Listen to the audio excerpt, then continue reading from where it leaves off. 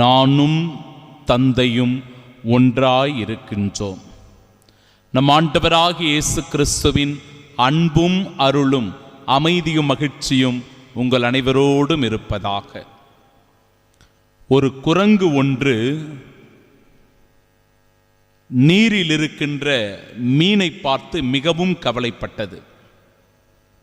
ஏனென்றால் நீருக்குள் இருந்த அந்த மீன் துள்ளி துள்ளி குதிப்பதை பார்க்கின்ற இந்த குரங்கு அந்த மீன் ஏதோ ஒரு ஆபத்தில் இருக்கிறது, அந்த மீனுக்கு ஏதோ ஒரு பிரச்சனை என்று நினைத்து ஓடி சென்று அந்த மீனை காப்பாற்றுவதாக நினைத்து அந்த மீனை பிடித்து கொண்டு வருகிறது. குரங்கு பிடித்து கொண்டு வந்து கரையில் வைத்து விடுகிறது. கொஞ்சம் நேரம் கழித்த உடனே ஐயோ, இந்த மீனுக்கு பசிக்குமே என்று நினைத்த அந்த குரங்கு தனக்கு மிகவும் பிடித்த உணவான வாழைப்பழத்தை கொண்டு வந்து அந்த வாழைப்பழத்தை அந்த மீனினுடைய வாயில் திணிக்கிறது. அந்த மீனுக்கும் அதுதான் பிடிக்கும், விரும்பும் என்று சொல்லி அக்கறையோடு பாசத்தோடே அந்த குரங்கு அந்த மீனை கவனித்துக் கொள்கிறது. கொஞ்சம் நேரத்திலேயே அந்த மீனானது இறந்து போகிறது. அன்பிற்கு பிரியமுள்ள சகோதர சகோதரிகளே, இது ஒரு சிறிய நிகழ்வு. இந்த நிகழ்விலிருந்து ஒரு மாபெரும் உண்மையை நாம் புரிந்து கொள்வோம். சில நேரங்களில் நமக்கு பிடித்தமான ஒன்றை பிறரின் மீது நாம் திணிப்போம், பிறர் செய்ய வேண்டும் என விரும்புவோம். நமக்கு பிடித்தமானதை கொடுத்து அன்பு அக்கறை என்கிற பெயரில் அடுத்தவர்களுக்கு அதில் விருப்பம் இருக்கிறதா, அடுத்தவர்களுக்கு அது பிடித்திருக்கிறதா என்பதை பற்றியெல்லாம் கவலைப்படாமல் சில நேரங்களில் அப்படியாக செய்து ஒரு மிக பெரும் ஆபத்தையே கொடுத்துவிடக்கூடிய நிலைமை கூட நமக்கு வந்துவிடும். ஆம் அன்பிற்குரியவர்களே, நல்ல ஆயனாகிய ஆண்டவர் இயேசு கிறிஸ்து தன் ஆடுகளின் தேவையை உணர்ந்திருக்கிறவராக இருக்கிறார். அவர் நமக்கு தேவையில்லாத ஒன்றை கொடுப்பவர் அல்ல, நமக்கு வேண்டாத ஒன்றை கொடுத்து திணிப்பவர் அல்ல.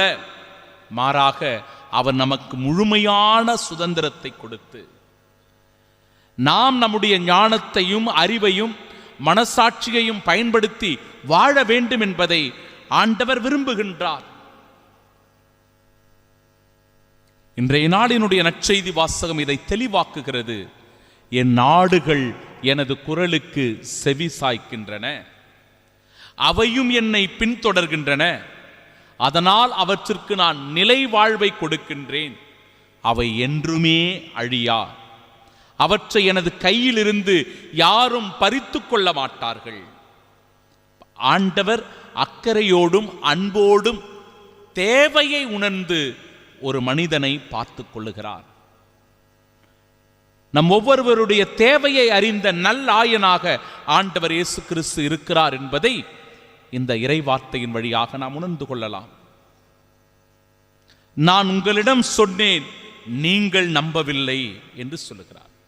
அதாவது பரிசேயர்கள், சதுசேயர்கள், மறைநூல் அறிஞர்கள், தலைமைச் சங்கத்தார் எல்லோரும் நீர்தான் மெஸ்ஸியா என்றால் வெளிப்படையாகவே சொல்லிவிடும் என்று கேட்கிறார்கள். ஆண்டவர் இயேசு சொல்லுகிறார், நான் உங்களிடம் சொன்னேன், நீங்கள் தான் நம்பவில்லை. பல நேரங்களில் ஆண்டவர் தன்னை வெளிப்படுத்துகிறார். நாம் எதை செய்ய வேண்டும், எதை செய்யக்கூடாது, எப்படி இருக்க வேண்டும், எப்படி இருக்கக்கூடாது, எது நமக்கு தேவை, எது நமக்கு தேவையில்லை என்பதை ஆண்டவர் நமக்கு உணர்த்தி காட்டுகிறார். நம் மனசாட்சி சில நேரங்களில் சொல்லும். இறை வார்த்தைகளை வாசிக்கும் போது இறை வார்த்தைகள் வெளிப்படுத்தும். ஜபத்திலும் நோன்பிலும் தபத்திலும் ஈடுபடுகிற போது சில நேரங்களில் அந்த வெளிப்பாடு நமக்கு கிடைக்கும். ஆனால் நாம் அதை பொருட்படுத்த மாட்டோம், ஏற்றுக்கொள்ள மாட்டோம், உதாசீனப்படுத்துவோம். அதனால் வருகின்ற விளைவுகளும் பிரச்சனைகளும் தான் நம்மை நெருக்கடிக்கு உள்ளாக்குகிறது, நமக்கு துன்பத்தை தருகிறது.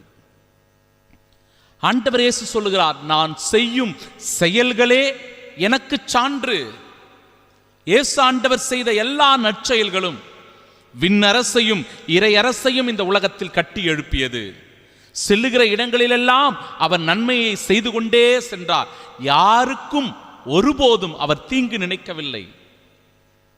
தன் மீது பழி சுமத்தியவர்கள், கல் எறிய வேண்டும் என்று நினைத்தவர்கள், மேலிருந்து அவரை கீழே தள்ளி அவரை கொல்ல வேண்டும் என்று முயற்சி செய்தவர்களை கூட, அந்த பகைவர்களை கூட நேசித்தவராக, அன்பு செய்தவராக ஆண்டவர் இயேசு கிறிஸ்து இருக்கிறார். இன்றைய நாடினுடைய முதல் வாசகத்தில் உறுதியான உள்ளத்தோடு ஆண்டவரை சார்ந்திருக்குமாறு அந்த சீடர்கள் அவர்கள் எல்லோரையும் ஊக்கப்படுத்தினார்கள். நாம் ஒவ்வொருவரும் ஆண்டவரை சார்ந்தவர்களாக இருக்கணும். இந்த உலகத்தை சார்ந்தவர்களாகவோ, சாத்தானை சார்ந்தவர்களாகவோ, பகைவனை சார்ந்தவர்களாகவோ, அல்லது உலக பொருட்களை சார்ந்தவர்களாகவோ, தொலைத்தொடர்பு சாதனங்களை சார்ந்தவர்களாகவோ இருக்கக்கூடாது. ஆண்டவரை சார்ந்தவர்களாக இருக்கணும். அதனால் தூய ஆவியினால் அவர்கள் ஆட்கொள்ளப்பட்டார்கள். பெருந்திரளான மக்கள் ஆண்டவரிடம் வந்து சேர்ந்தார்கள். கடவுளிடத்தில் நான் நம்பிக்கையோடு விசுவாசத்தோடு இருக்கும்போது இறைவன் நம்மை ஒருபோதும் கைவிடுவதில்லை. பெரும் தொகையான மக்கள் நம்பிக்கை கொண்டு ஆண்டவரிடத்தில் திரும்பினார்கள் என்று சான்று பகர்கிறது முதல் வாசகம். ஏனென்றால் அந்த சீடர்கள் செல்லுகிற இடங்களிலெல்லாம் ஆண்டவர் இயேசுவை பற்றிய நற்செய்தியை அறிவித்துக் கொண்டே சென்றார்கள். எல்லா இடங்களிலும் கிறிஸ்துவை பற்றிய நற்செய்தி அறிவித்தார்கள். ஸ்தேவானை முன்னிட்டு, அவருடைய துன்பத்தை முன்னிட்டு வேதனையும் கலக்கமும் இருந்தாலும் சிதறுண்டு போன இடங்களிலெல்லாம் கிறிஸ்துவின் நற்செய்தி அறிவித்தார்கள்.